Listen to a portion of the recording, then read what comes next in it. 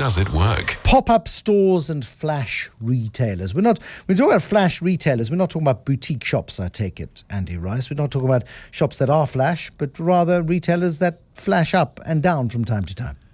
Yes, Bruce, it's flash as in flash mobs, those events that suddenly crop up in shopping malls and things. Very similar and related thing. There are really two forces at work. If you take the starting point that there is some pressure on retail space in terms of overcapacity, and so mall owners and property brokers would be looking for any kind of usage of the spare capacity, even if it was short term, because that's what flash retailing or pop-up stores are all about. They're in and out in quite a short space of time, sometimes as little as the same day, opening in the morning and closing in the evening. That's not unknown, but typically it would be a month or two, and certainly the examples that we've seen in South Africa have been of that kind of duration. So it's a bit of a blend between conventional retailing and, if you like, event marketing or experiential marketing, because typically pop-up stores are themed in some way a little differently from the conventional retail outlet. In what sort of way? Well, let's just think of one or two local examples. In the Rosebank Mall, there was a pop-up store about a year ago now for Magnum ice cream. It was a store dedicated only to dispensing ice cream, and you could create your own, and all sorts of wonderful combinations of flavors and colors were available. And it would be an example where, and I'm not quite sure how they would have negotiated this with their conventional retail customers, but the brand owner would be going direct to the end user through a pop-up store because it sold nothing other than Magnum ice cream, rather than going through a Pick and Pay or a Checkers or a Spar or whatever. So perhaps that disintermediation would have required some compensation from the brand owner, but it gave the consumer a quite unique experience. The ice creams you could get there were extremely expensive for what was effectively a conventional cone ice cream. But the queues were long and patient to pay this premium for an ice cream of their own design, and it stayed there for about 3 months and then was gone. I see the value in that, because if you're a Magnum and you're looking to discern the tastes of your consumers, and you've got a whole range of flavors, and you want to see how people mix and match, and you want to see what takes off, what works, what doesn't, you make some suggestions. People reject your ideas, but they're prepared to pay you a premium to give you this very valuable feedback. Yes, and that qualitative research component of pop-up marketing is a fundamental driver of the concept. I don't think it was the origination.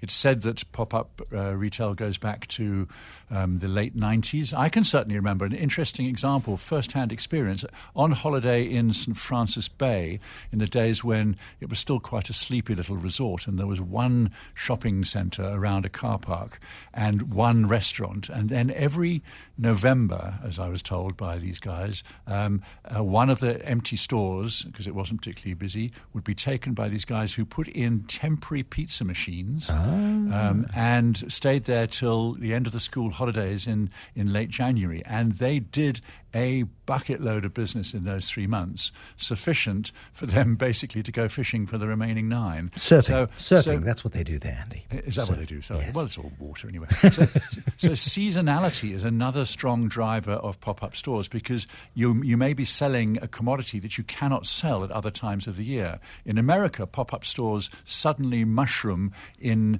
September-ish, packed with Halloween-themed merchandise, and then by mid-November, a couple of weeks after Halloween, they're gone again. So exploiting seasonality is a reason for pop-up stores, because in effect what you're saying is a mainstream store is not commercially viable with this range of merchandise in this location unless we can keep the overheads down by only opening the store for a limited period of time. And then you need clever landlords, you need understanding landlords, and you need landlords who are going to stand up to their regular tenants. If Pick and Pay carries a whole range of Halloween stuff, but it's not nearly as good as the pop-up store, and has the variety and the depth and the excitement, for example, of the once a year, once a month, 1 month Halloween store. Landlords have got to be on board for this one too, for it really actually to work. Yes, I think there is some delicate negotiation to be done there. But of course, the landlord is looking for customer footfall. The landlord is looking for anything that will increase the attractiveness of his mall or her mall over the nearest competitor. And if there is a specialist store like the Magnum one in the Rosebank Mall, but it's not in Hyde Park, then it must be having some effect on the attractiveness of the one mall versus the other. Yeah, okay, so these pop-up stores, I know somebody who is in the baking trade who from time to time will put pop-up stores all over the place in his hometown, and he is able to assess customer habits directly. He's also able to move an awful lot of product. It's a useful way if you've got excess product, for example, or you simply want to boost your sales a bit. Yeah, it certainly is. And it allows you to test not just the actual product range or the product concepts in the store, but it helps you test things like the geography. So because it's essentially quite a low overhead solution, albeit a temporary one, if you are not quite sure whether a particular area has sufficient of your potential customers in it to support a store, a conventional bricks and mortar full-on store, then you can perhaps test it with a pop-up, run it for 3 to 6 months, see what kind of repeat business you get, what kind of support you get. And that might well be a very good guide, perhaps a better guide than mainstream hypothetical research as to whether it would be worth investing in a full-size, full-feature store in that same area. And then the flash retailers. Let's talk about these guys, because one gets a sense that people don't mind the pop-up stores. They're quite useful, they're quite nice, they're quite passive. Flash retailers are more in your face, and they kind of feel they've run their course, or not. I'm not sure. It does seem that pop-up stores are hanging around longer, and I suppose there comes a point where a pop-up store becomes a regular store simply because of its endurance. But the concept is a bit like a topic we explored a few shows back, which is shopper marketing, which is really a means to exert a kind of a last-minute influence on customers at a time when they are physically and emotionally ready to buy. So a lot of impulse purchase takes place, a lot of spontaneous purchase takes place, and you're going through a mall, and there is something out of the ordinary, something quite enticing. You might well be persuaded to give them some of your spending money simply because of that novelty factor. So they still have a commercial role to play, and there isn't probably too much difference between a flash retailer and a pop-up retailer. They're both defined by duration and by speciality of merchandise. At what point are you an institution as opposed to a pop-up? Is there a 3-month limit? Is there a 6-month limit? Yeah, it's a good question, isn't it? I don't really know. The Magnum one, which was undoubtedly a success locally, and an Oreos one that followed here in Johannesburg. Both of those were around for a couple of months, 3 months. The point is there's a degree of novelty about them, and novelty in it by definition evaporates quite quickly. These are global brands. Have we seen local brands try? We're seeing a certain amount of local brands, particularly I think in the charity sphere. So there was a pop-up charity shop in Cape Town which offered people's second-hand clothing to the homeless. They hung the merchandise on the outside on the street, and then there was a store you could also go to. That was extremely successful. It was a model that was copied around the world. I haven't yet seen, for instance, one of the big food brands or liquor brands setting up their own pop-up stores. That's not to say they haven't done so, just they haven't crossed my radar screen. But you would also expect retailers perhaps to do little mini versions in the same way that a Pick and Pay has everything from a huge hypermarket down to a local family store. You'd expect them perhaps to be exploring the pop-up option as well.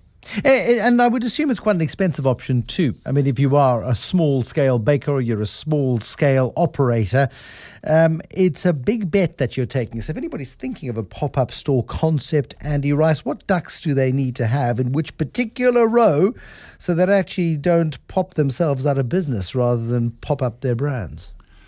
Well, if they are doing it as an inexpensive way of testing the waters, then obviously they have to make sure that they keep those overhead costs down as low as possible. And I think the customer is quite tolerant of inexpensive layouts. That's not to say that the pop-up store works particularly well with a kind of really low rent, no decor, packed high with cardboard boxes of slow-moving stock. That kind of thing doesn't do the category any good at all. So I think you need to remember that you're still trying to entice customers to part with money for your product, particularly if it's a specialist product only available in that store. So I think that it requires creative thinking to get the glamour and the glitz very apparent, to bring the customers in without the standard, highly expensive shop fittings that a regular bricks and mortar store might involve. So the Zone certainly seems to be grabbing the pop-up store concept. Lego is a pop-up store. It's like free babysitting. Well, maybe it was built out of Lego bricks. Well, it'd be too expensive. No landlord would be prepared to pay that. I think they get them cheap. No, you might. Andy Rice, thank you very much. Advertising and marketing expert. Pop-up stores and flash retailers, absolutely. Very successful campaigns, but I wish more local brands would try it.